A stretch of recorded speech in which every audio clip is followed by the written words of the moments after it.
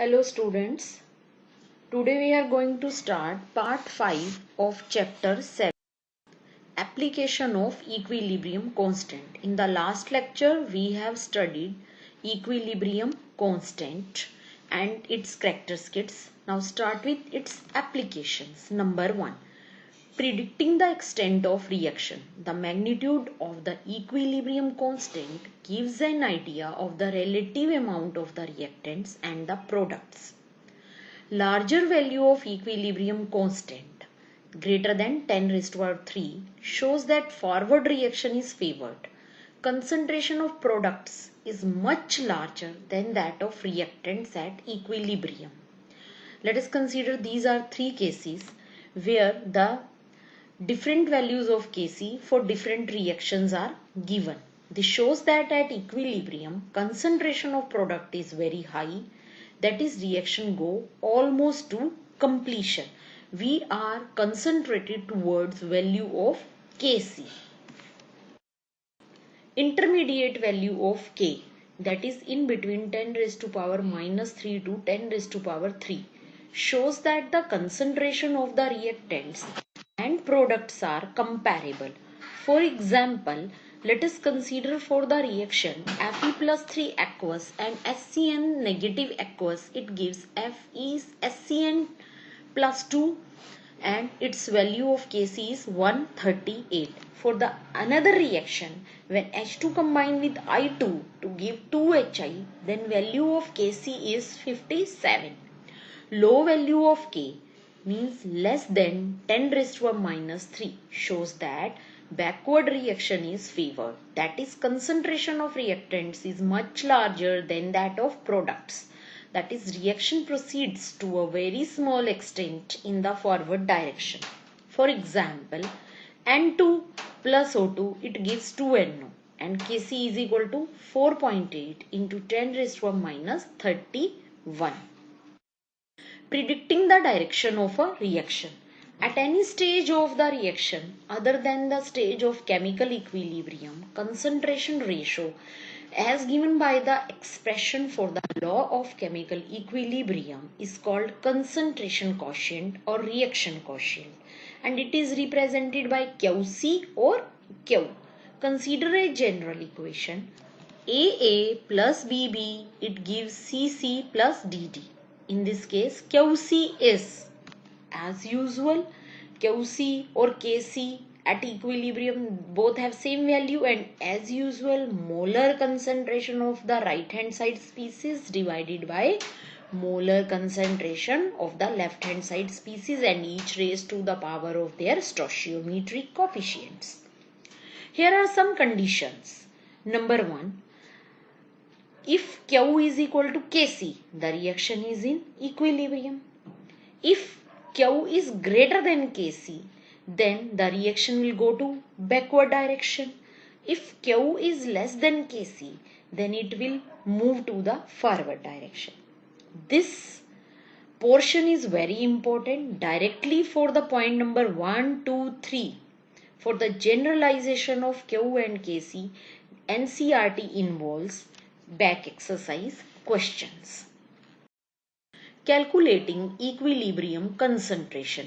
Knowing the initial concentration of reactants, equilibrium concentration of all the reactants and products can be calculated as: number 1, write the balanced equation for the reaction.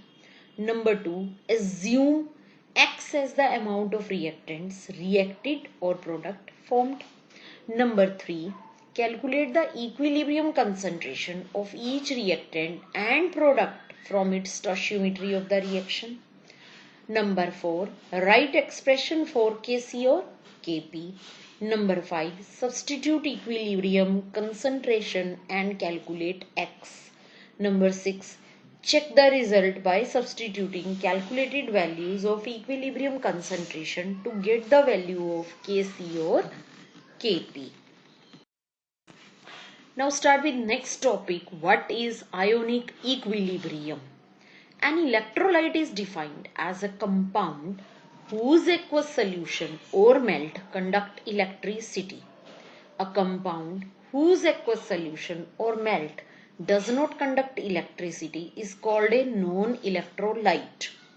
Aqueous solution of inorganic acids, bases and salts conduct electricity and hence they are electrolytes. Aqueous solution of sugar, urea do not conduct electricity and hence they are non-electrolytes. The conductance by an electrolyte is due to the presence of ions produced by the dissociation of the substance. Different electrolytes dissociate to different extents. The fraction of the total number of molecules which dissociates into ions is called the degree of dissociation or degree of ionization, and it is represented by alpha. What is alpha? Alpha is number of moles dissociated divided by total number of moles taken. Depending upon the degree of dissociation, Faraday further classified the electrolytes into two categories. What are those categories? Number one, strong electrolyte. A strong electrolyte is defined as a substance which dissociates almost completely into ions in aqueous solution and hence is a very good conductor of electricity. For example, NaOH, KOH, HCl, H2SO4, NaCl. When HCl is dissolved in water, it gives H3O positive plus Cl negative. When NaOH is dissolved in water, then it gives Na plus and OH negative. Second category, weak electrolyte. A weak electrolyte is defined as a substance which dissociates to small extent in aqueous solution and hence conduct electricity also to a small extent. For example, NH4OH, CH3COOH. When CH3COOH is dissolved in water, it gives CH3COO negative and H3O positive. NH4OH is dissolved in water. You can write either H2O or either AQ aqueous. NH4 positive and OH negative.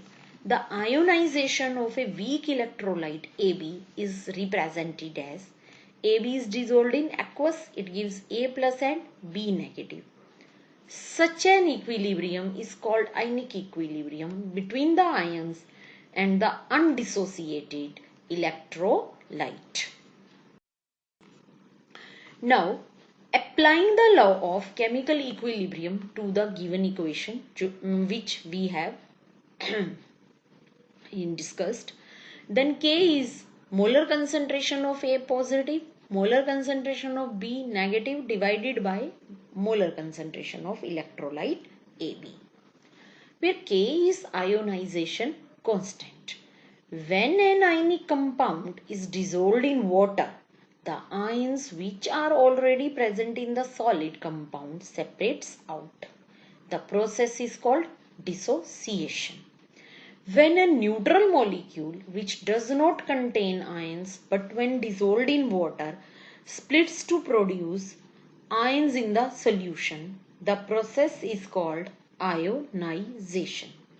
An ionic compound is a cluster of positively and negatively charged ions held together by electrostatic force of attraction. When such an ionic compound is put into water, the high dielectric constant of water reduces the electrostatic force of attraction. Thus, ions become free to move in the solution.